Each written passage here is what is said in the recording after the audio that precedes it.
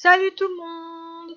Aujourd'hui, on est le 6 décembre. D'après le calendrier chrétien, ce jour a été dédié au Saint Nicolas.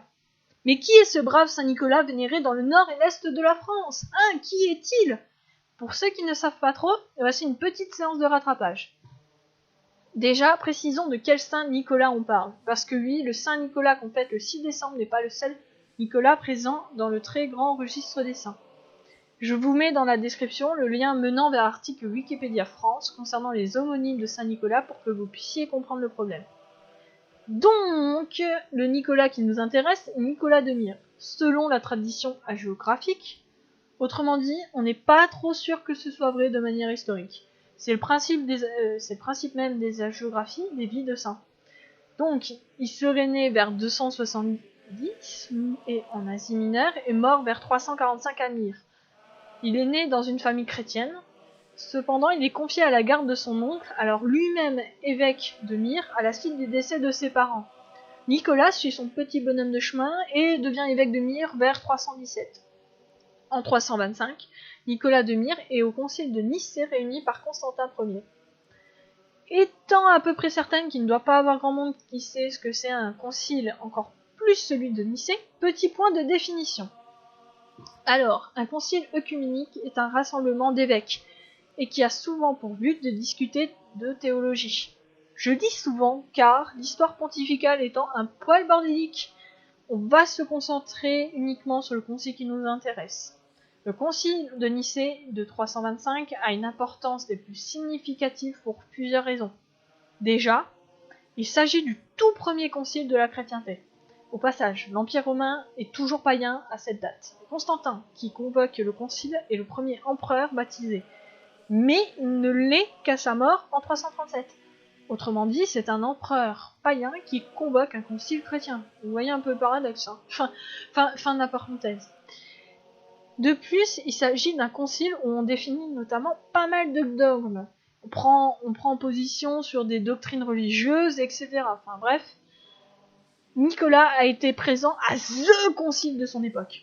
C'est un peu comme si c'était l'obtention de la mention très bien au bac, pour vous situer la chose. Le concile passé, Nicolas serait rentré à Myre, puis aurait vécu saintement en faisant des actions charitables et en prêchant le christianisme. Dans la tradition, Nicolas a aussi fait des miracles. Grâce à l'intervention divine, notre brave Nicolas aurait réussi, lors d'une grande famine, à convaincre des marins transportant du blé d'en donner gratuitement une partie à la ville. Il meurt à Myre vers 345. Il faut attendre plusieurs siècles avant que le culte de notre brave Nicolas soit expatrié en Europe occidentale. Comme pour tous les saints, le culte de Nicolas passe par l'adoration de reliques. Une relique est un objet du saint auquel on va rendre un culte.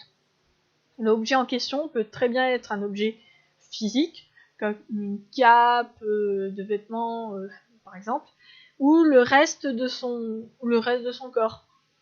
La ville de Myre, dans la Turquie actuelle, bien que se trouvant dans l'Empire byzantin, est soumise à la menace à partir du XIe siècle des avancées musulmanes. À cause des nombreuses batailles qu'il y a entre byzantins et musulmans, le pèlerinage pour le culte de Nicolas de Myre est grandement chamboulé. Durant cette période, on pille des reliques de Saint Nicolas. Au passage, c'est pas le seul à qui on fait.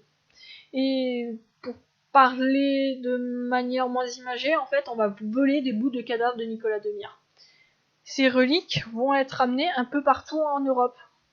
Au passage, on va en profiter pour diffuser le culte du saint.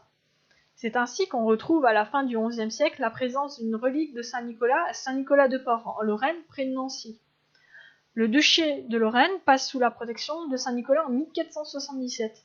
Le saint aurait donné de l'aide au duc René II pour gagner contre Charles le Téméraire. Charles le Téméraire est le duc de Bourgogne surpuissant de l'époque.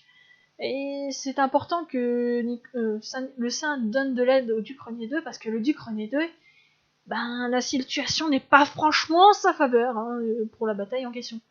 Mais la Lorraine ne possède pas l'exclusivité du patronage du saint. Saint Nicolas a beaucoup de patronages. Si vous avez besoin d'une intercession divine comme le duc René II de Lorraine, vous pouvez avoir recours à lui pour différents titres. Cela peut être par exemple au nom d'une région ou d'un pays, comme la Russie ou Liverpool. Le brave homme ne limite pas son patronage uniquement à des zones géographiques. Il est par exemple le patron des métiers comme les marins par exemple. Cependant, on ne fait pas de fête en l'honneur de Saint-Nicolas à cause de son patronage de marin. Non, majoritairement on fête la Saint-Nicolas à cause de son patronage pour les enfants. Mais quel est le rapport entre Saint-Nicolas et les enfants, me direz-vous? Une explication veut que ça vienne d'une légende sur l'un des miracles qu'il a fait. Un soir, 3 enfants cherchent un abri pour la nuit. Ils demandent refuge à un boucher. Celui-ci accepte. Cependant, une fois à l'intérieur de la maison du boucher, le sympathique homme les découpe en morceaux et les entrepose dans son saloir pour cacher son méfait. Plus pratique comme ça. Plusieurs années passent. De passage, Saint-Nicolas demande l'hospitalité à ce même boucher. Et il va insister à avoir de la viande venant du saloir. Terrifié à l'idée de se faire démasquer par le saint, le boucher prend la fuite. Notre bon Saint-Nicolas ressuscite les enfants tués par le boucher. Donc voilà. Donc, depuis ce jour, la coutume veut que Saint-Nicolas rende visite aux enfants le 6 décembre et leur donne du pain d'épices afin de les récompenser d'avoir été sages. Jusqu'à environ même la moitié du XXe siècle, on donnait également le jour-là des cadeaux aux enfants plutôt qu'à Noël. Et si on n'est pas sage, là par contre c'est moins cool. En plus de ne pas avoir de pain d'épices de Saint-Nicolas, on se fait punir par Père Fouettard, qui donne des bouts de bois histoire d'avoir la honte devant les copains. Comme vous l'avez compris, le Père Fouettard n'est pas quelqu'un de très sympathique. Certaines versions font de ce personnage le boucher de la légende. Celui-ci aurait été en effet contraint par le saint de l'accompagner dans sa tournée, et ce dans le but de se repentir du meurtre des enfants. Cependant, il y a une autre version beaucoup plus politique à la création du personnage du Père Fouettard. Cela se passe dans la ville de Metz, en Moselle, en 1552. La ville est tenue par les Français. Cependant, elle se retrouve assiégée par l'empereur Charles Quint. Pas le moins décidés à se rendre, les habitants de Metz se font défiler une effigie grotesque de l'empereur dans la ville afin de se moquer de lui.